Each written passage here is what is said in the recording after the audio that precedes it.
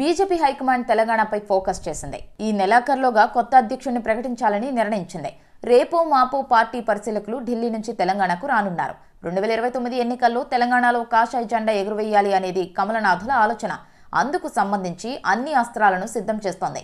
మరి BJP single గా వెళ్తుందా, లేకుంటే టీడీపీ జనసేనతో పొత్తు పెట్టుకుని ముందుకు వెళ్తుందా అనేది ఆసక్తికరంగా మారింది. ఢిల్లీలో విజయం సాధించడంతో ఫుల్ జోష్లో ఉంది బీజేపీ. ఈ నేపథ్యంలో తెలంగాణలో మెల్లగా పావులు కలుపుతోంది. 2029 ఎన్నికలను దృష్టిలో పెట్టుకుని తెలంగాణపై ఫోకస్ చేసింది. అందుకు ఇప్పటి నుంచే వ్యూహాలు రచించే పనిలో నిమగ్నమైంది. తెలంగాణలో పార్టీ బలాబలాల గురించి డీటెయిల్స్ తెప్పించుకుందని సమాచారం. తెలంగాణ అసెంబ్లీ ఎన్నికల్లో రేవంత్ దెబ్బకు డీలా పడింది బీఆర్ఎస్ పార్టీ. ఆ తర్వాత జరిగిన సార్వత్రిక ఎన్నికల్లో కనీసం ఖాతా తెరవలేదు. 2 దశాబ్దాల తర్వాత పార్లమెంటులో ఆ పార్టీకి స్థానం లేకుండా పోయింది. అయినప్పటికీ తాము బలంగా ఉన్నామంటూ మీడియా ముందు ఆ పార్టీ నేతలు ఒక్కటే రీసౌండ్. మరి ఏమనుకుందో తెలియదు గాని త్వరలో జరగనున్న ఎమ్మెల్సీ ఎన్నికలకు దూరంగా ఉండాలని నిర్ణయించుకుంది. కీలక నేతలకు కేసులు వెంటాడుతున్నాయి. ఏం చేయాలో తెలియక కేడర్ దిక్కుతోచని పరిస్థితిలో ఉంది. ఇక బీజేపీ 3 అడుగులు ముందుకు 4 అడుగులు వెనక్కి అన్న చందంగా మారింది.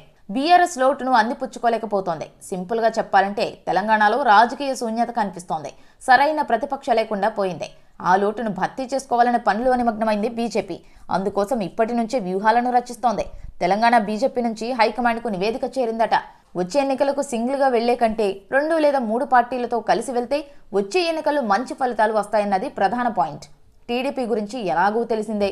ఆ పార్టీకి నగరాలతో పాటు రూరల్లోనూ బలమైన కేడర్ ఉంది. టీడీపీ బరిలో ఉంటే బీఆర్ఎస్ ఖాళీ అవ్వడం ఖాయమనే ప్రచారం ఎప్పటి నుంచో ఉంది. జనసేన కూడా ఇప్పుడిప్పుడే యాక్టివ్ అవుతోంది. పవన్ పంచ్ డైలాగ్స్ ఆ పార్టీ ప్రధాన ఆకర్షణ.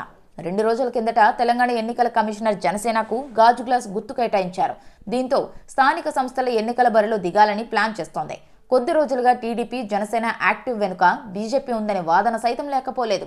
ఢిల్లీ నుంచి వచ్చిన సంకేతాల ప్రకారం ఈ 2 పార్టీలు తెలంగాణలో వ్యూహాత్మకంగా అడుగులు వేస్తున్నాయి. ఓవైపు బీజేపీ, మరోవైపు టీడీపీ, జనసేన పార్టీలు యాక్టివ్ అయినట్టే కనిపిస్తున్నాయి.